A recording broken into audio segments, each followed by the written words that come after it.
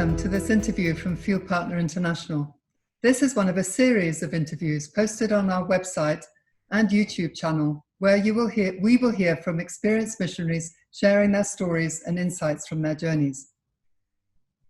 Field Partner is an online community and resource for Christian missionaries working across cultures.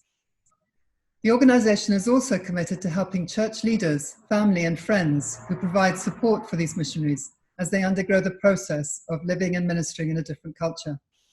You can visit our website, fieldpartner.org, which features free video courses, blogs, podcasts, sermons, and more. Subscribe to this channel and our YouTube channel or Facebook page to stay updated for our latest resources. Today, it's my privilege to interview Henry and Betsy. I think you'll see during the course of our conversation that we have much in common and share a very similar heart for training cross-cultural workers. So let's get into it. Henry and Betsy, thank you both so much for joining me for this interview. Can you each tell us a bit about your backgrounds, how you came to faith, and how and where you met? Okay, we are from South Africa, and we met at university. We got married in our early 20s. I come from we both come from a Christian background, like cultural Christian background. I went to church a lot, but I never found my way. I never knew Jesus.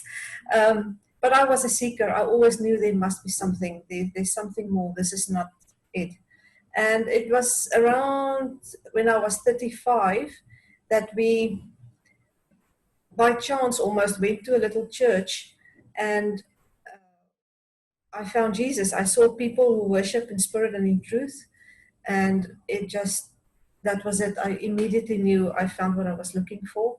And the pastor was very clever. He saw there were new people in the church. He gave a short, clear presentation of the gospel, which I've actually never heard before.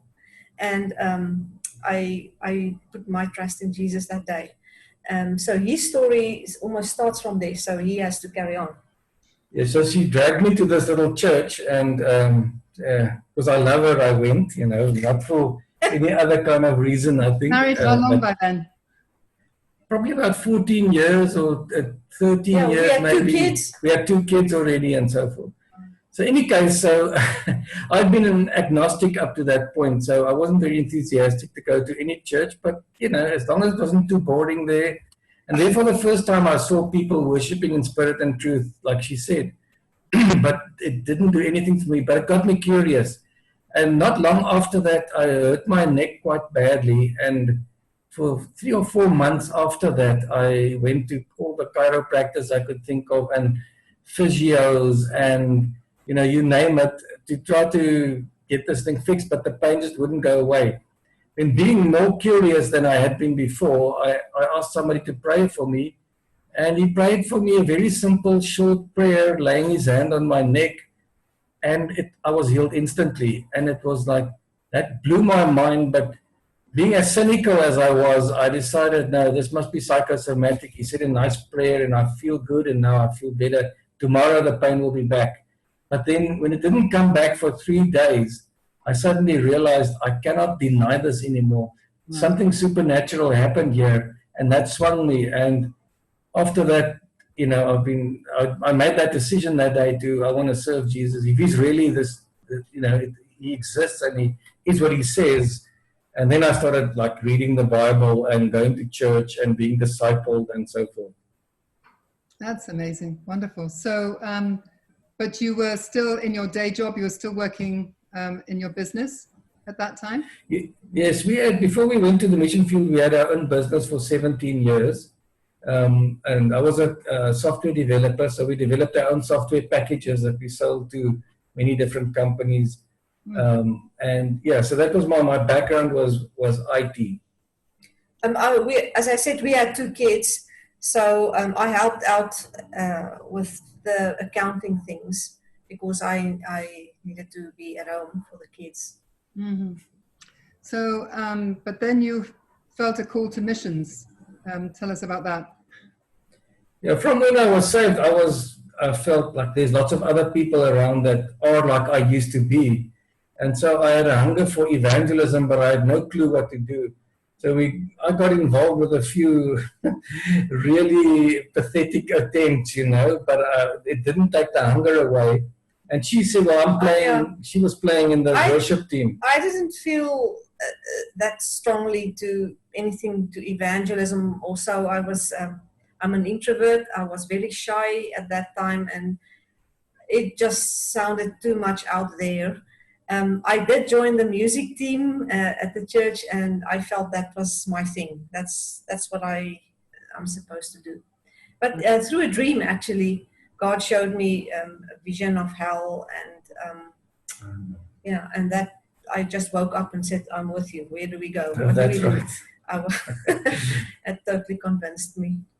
Yeah. And so what happened to us not long after that, friends of ours invited us to a Jesus Form training weekend, a long weekend. And part of the training, we didn't know this, but part of the training was an outreach into an informal settlement in South Africa. And that really rocked us to our foundations. And, we saw people coming to faith and what God is doing. And it was just absolutely, we got hooked. And so we teamed up with, we joined the team of two older people, Kuni and Denise Pingo, and they just taught us everything.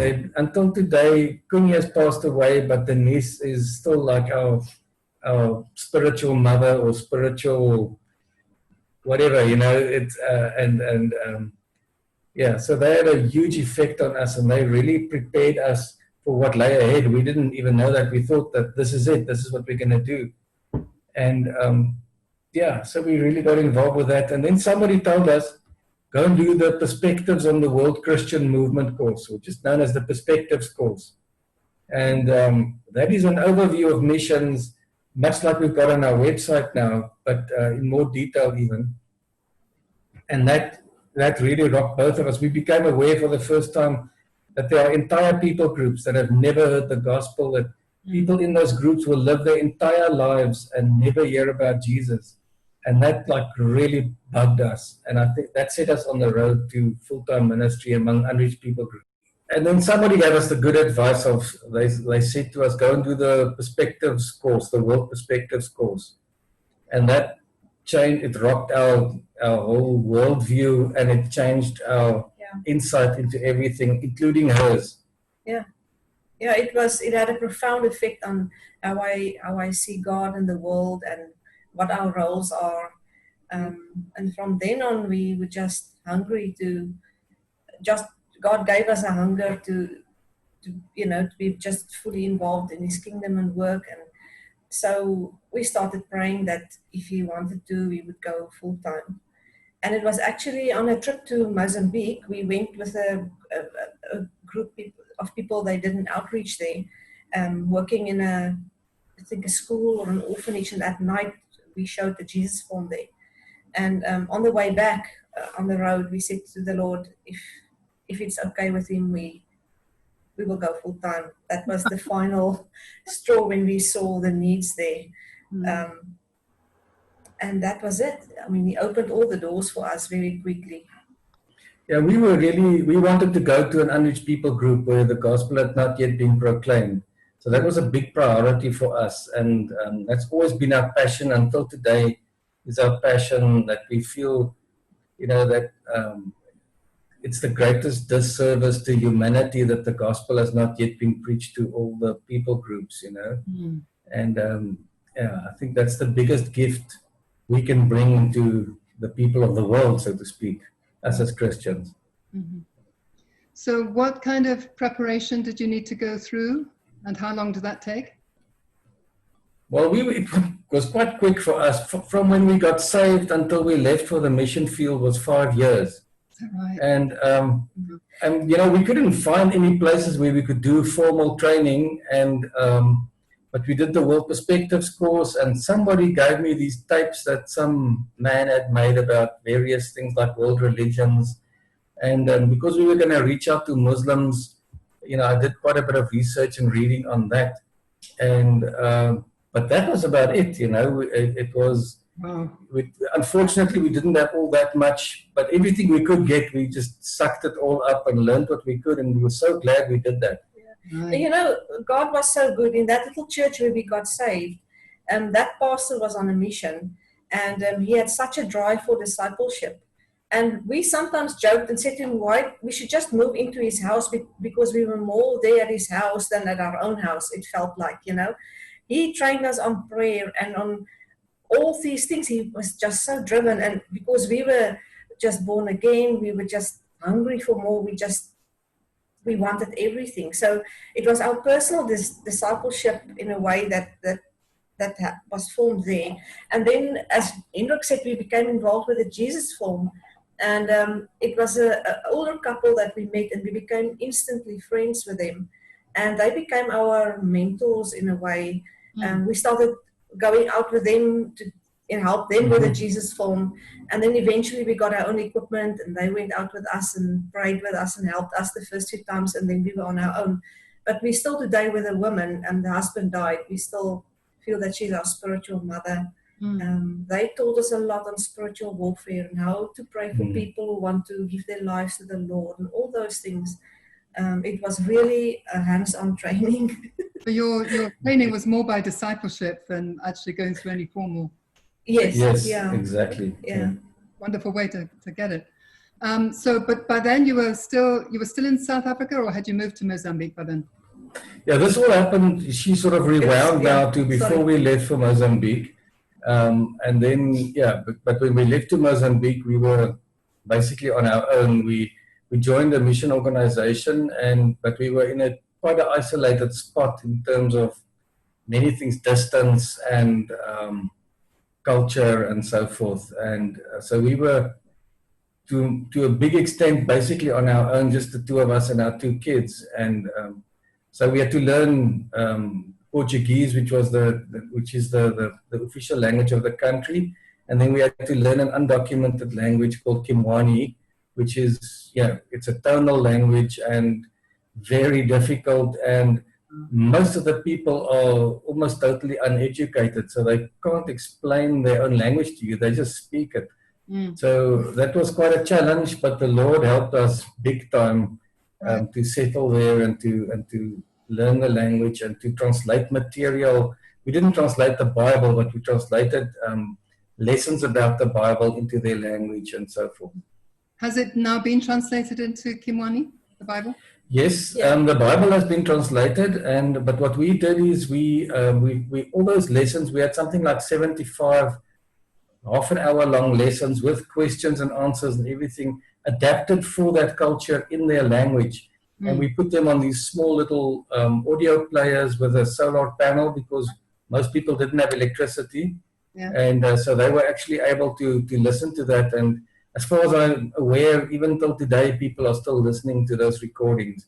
So it's basically a whole discipleship school, you could say, but taught in a way that feels familiar to them and in their own language, but culturally familiar as well as in their own language. Right. So how long were you doing that? And then, because you're not there anymore, so no, we were there for 10 years, and then colleagues took over from us about 2 or 3 years before we left. Yeah. What's you're in Southeast Asia now? What prompted that move? Well, about 3 years or so beforehand.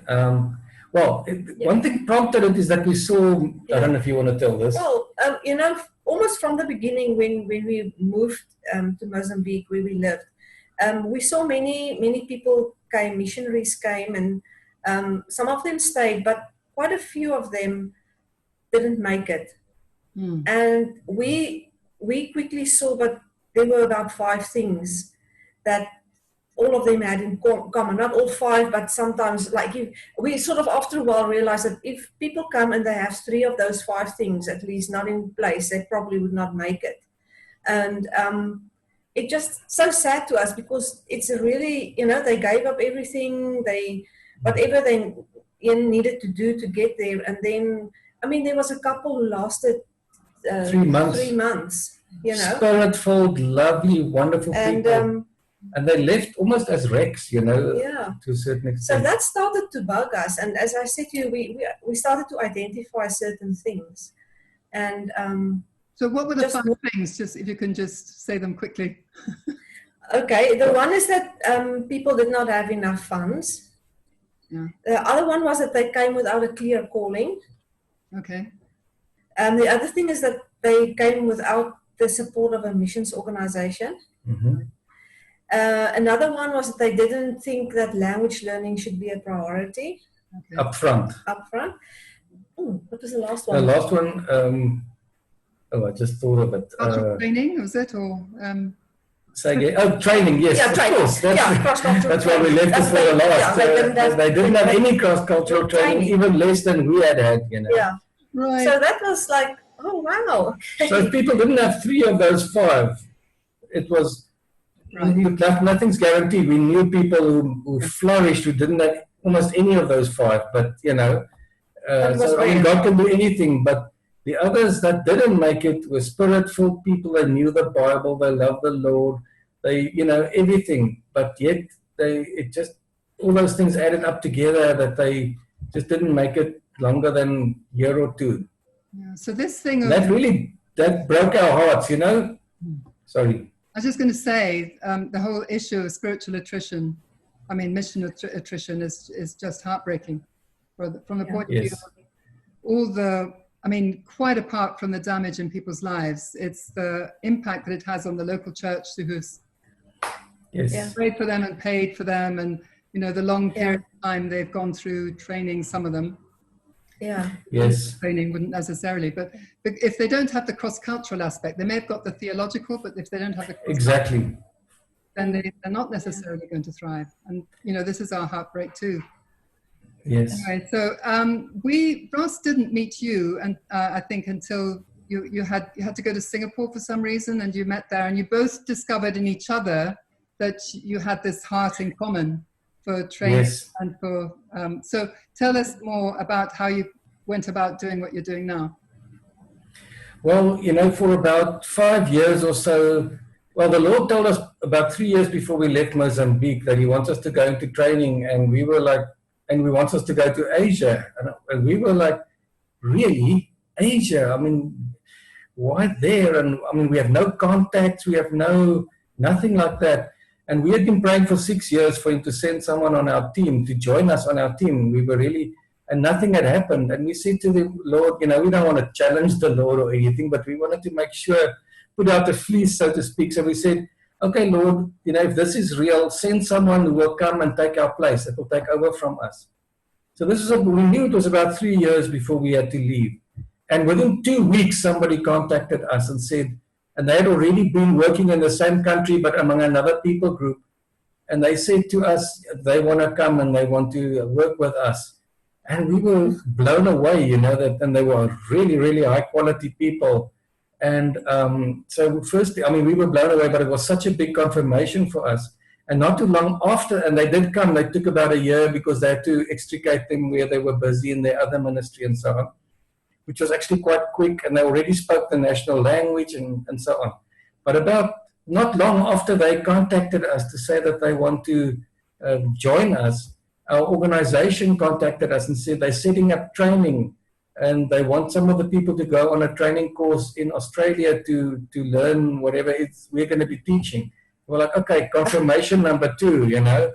And so we went to on that course, and yeah, in 2010 we moved to Southeast Asia, and I mean, it's just amazing how God has used us. So the first 5 years after we were here, we did face-to-face training. Right. But you know, we just noticed that, you know, we can only train so many people face-to-face, and we realized, I think the change came when we went to Kenya to teach the course. Maybe you can tell about that. Another organization asked us if we would come and train some of their people. They were not from our organization, but we really wanted to help them. And so this organization, they sent, I think, 33 of their people for us to train. And the hunger of those guys and the passion they have and the willingness to learn. And thinking that this guy had to choose 33 because we can't do a class for more than 33. It's face to face. You have to mark assignments and all those things. So we had to limit the class. And if he could, he would have sent double that, you know. And we just realized there's so many people out there that cannot go to America or wherever our organization gives training or whatever, you know, and they just go without training. And seeing how these guys accepted the training and how they could apply it, even on the course, and the discussions they had, it just showed us that what we're doing is not enough. You know, we have to find another way to train more people. Yeah, we realize the limitation of face-to-face training, even though that's you know, a really good way of doing it, is that people are limited to when, you know, because you have to be somewhere at some time for a certain period. And then that immediately means there's a where as well.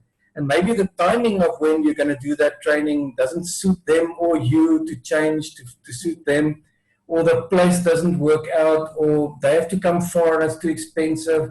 They have to stay in a hotel, and so do you, so costs are high. And coming from an IT background, I just realized, you know, this new thing, this online training, is a way to be able to bring it and make it more accessible to people from all over the world at their own time.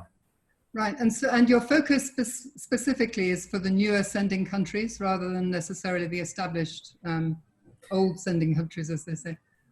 Well, yes, but yes and no. Our courses are designed in such a way that people from most cultures that can understand at least a little bit of English with subtitles in their own language are able to do the courses. And we found that people from, you know, Australia, New Zealand, America, and so on are enjoying our courses. But I think those people in general have more access to mission schools, to Bible schools, to seminaries, those kind of training. And they have the funds also to go to them. But people from majority world countries don't always have that.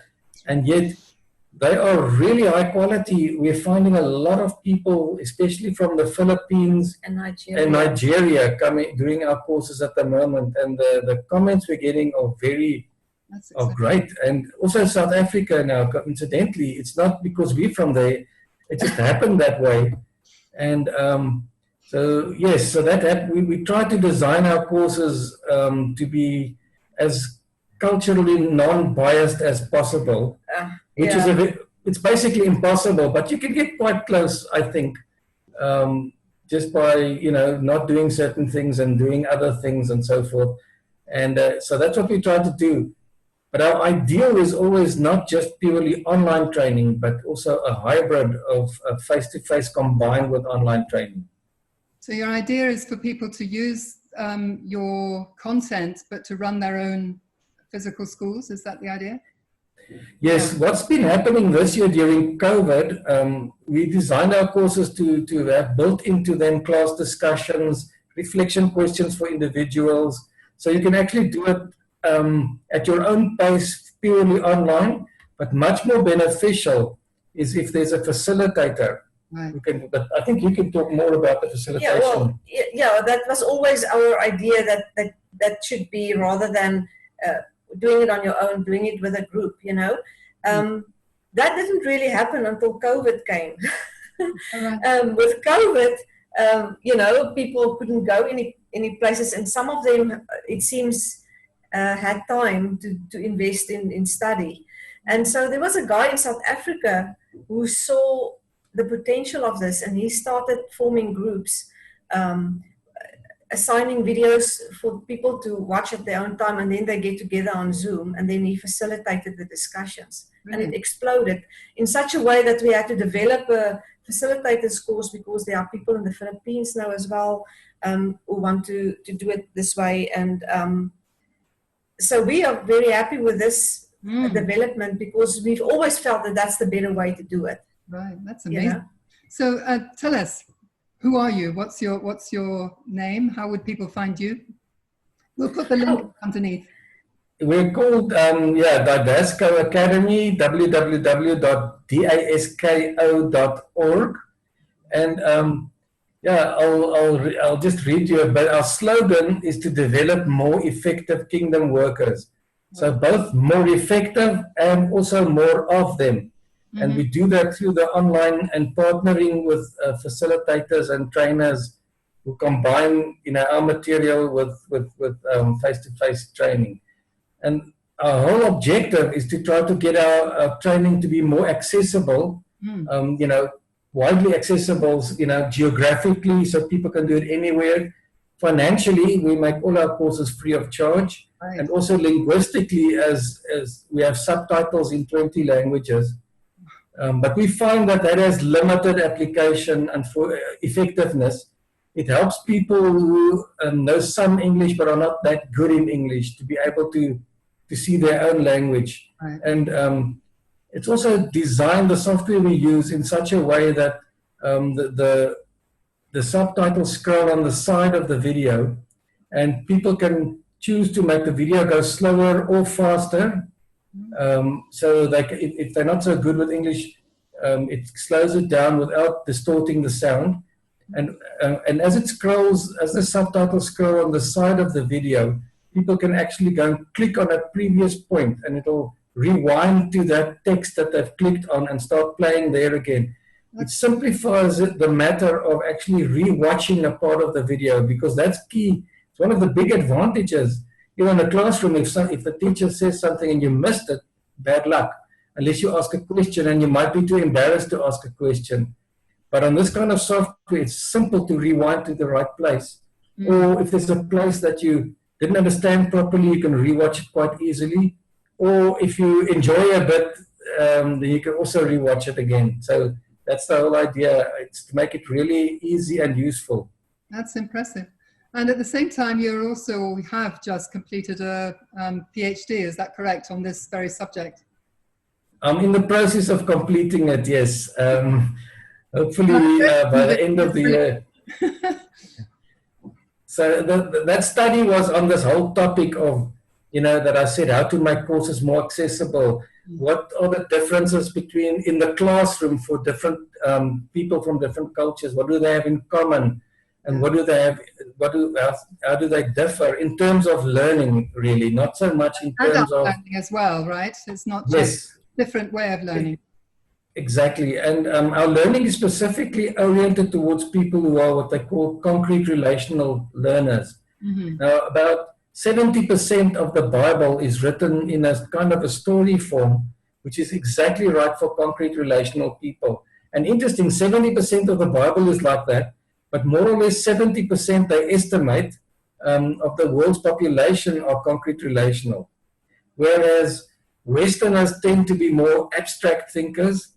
So, for example, you'll describe, these are the 3 main points of the sermon, and you explain, and maybe you'll add some anecdotes or example stories, and then, have your 3-point sermon. Whereas, where most people that are concrete relational will start with a story, and then you explain it afterwards, and then get them to think about that story, to process it, and to understand it in greater depth. And we have found what amazed us, well, of course, we found that Africans and Asians tend to like this way of presentation. But what has astounded us is that people from the UK and America, and they love it. So they're supposed to be the abstract thinkers. So that has sort of taken us by surprise. It was a good surprise. That's great. So super. You very kindly said that you'd like to be partners with us at Field Partner. So how would you see that looking? I know we haven't talked about definites yet, but what can we do to promote what you're doing? Well, we would love to partner with you because we can't do everything ourselves. We've always realized that.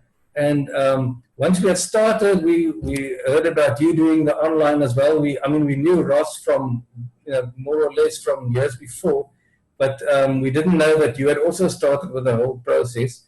And so we are really glad to be able to work together because we can't do everything. We need other people. You cover things that we don't. You cover certain things way better than we could ever do it. You have expertise in certain context, cultural context that we Yes. don't have.